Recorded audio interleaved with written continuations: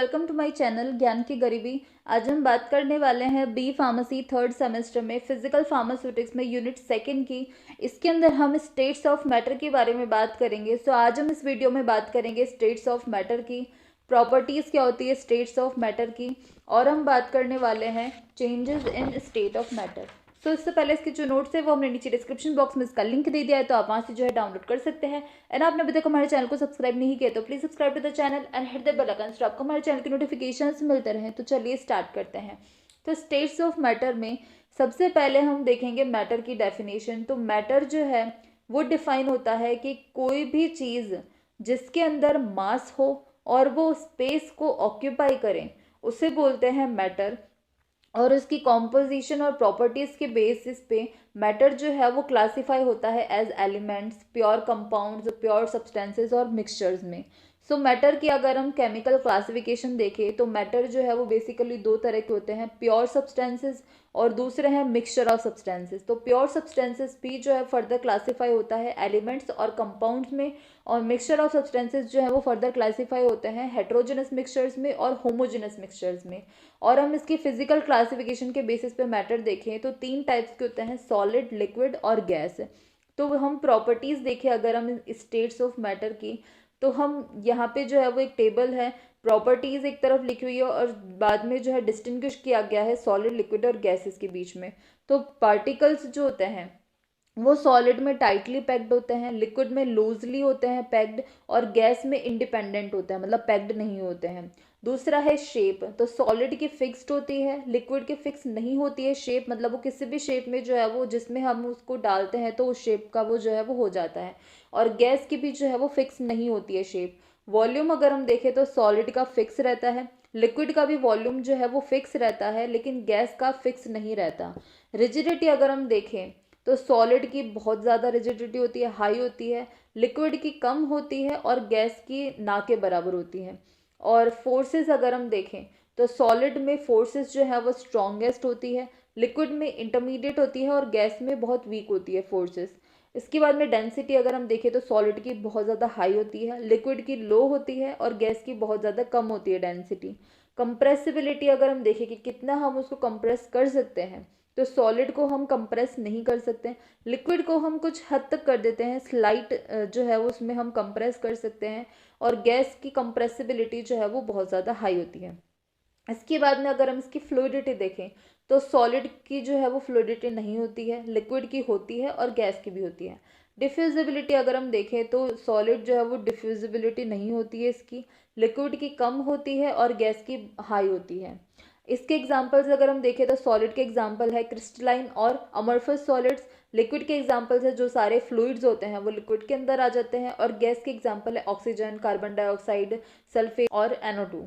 इसके बाद में है एक जो एलिमेंट होता है उसे हम फर्दर डिवाइड नहीं कर सकते हैं केमिकल मीन्स से, जबकि जो कंपाउंड होता है वो एक ऐसी फॉर्म होती है सब्सटेंस की जिसमें दो या दो से ज़्यादा एटम्स होते हैं जो कि केमिकली लिंक्ड होते हैं एक दूसरे से।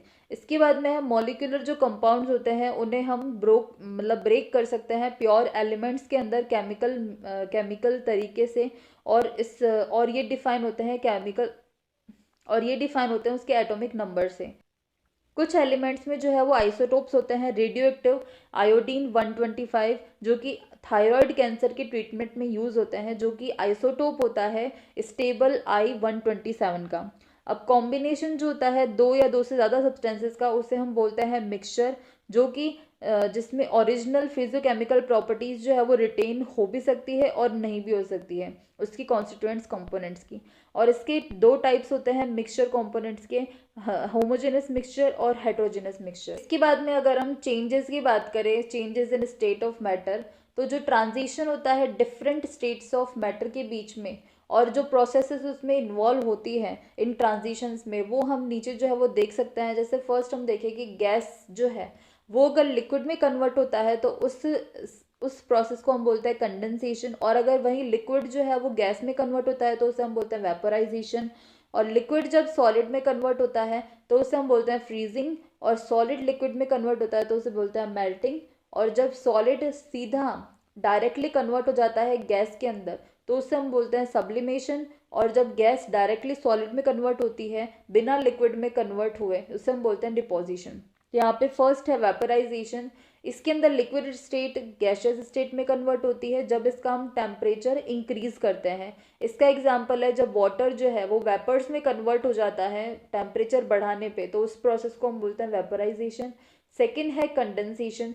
ये प्रोसेस में गैस जो है वो लिक्विड स्टेट में कन्वर्ट होती है जब टेम्परेचर इसका हम कम कर देते हैं।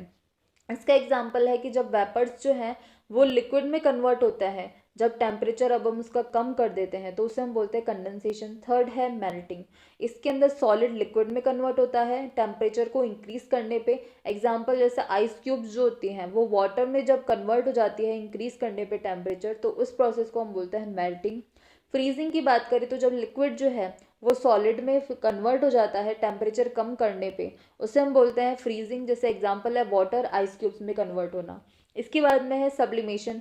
ये प्रोसेस जिसमें सॉलिड जो है वो डायरेक्टली गैस के अंदर कन्वर्ट हो जाता है बिना लिक्विड में कन्वर्ट हुए, जब हम टेम्परेचर बहुत ज़्यादा इंक्रीज कर देते हैं, तो उस प्रोसेस को हम बोलते हैं सब्लिमेशन। इसका एग्जांपल है आयोडीन और कैम्फर। इसके बाद में सिक्स्थ है डिपोजिशन। ये प्रोसेस में गैस जो है वो डायरेक्टली कन्वर्ट होती है सॉलिड में बिना लिक्विड में चेंज हुए, जब हम बहुत ज़्यादा टेम्परेचर जो है वो डिक्रीज कर देते हैं। एग्जांपल वेपर्स जो है वो डायरेक्टली आइस में कन्वर्ट हो जाती है।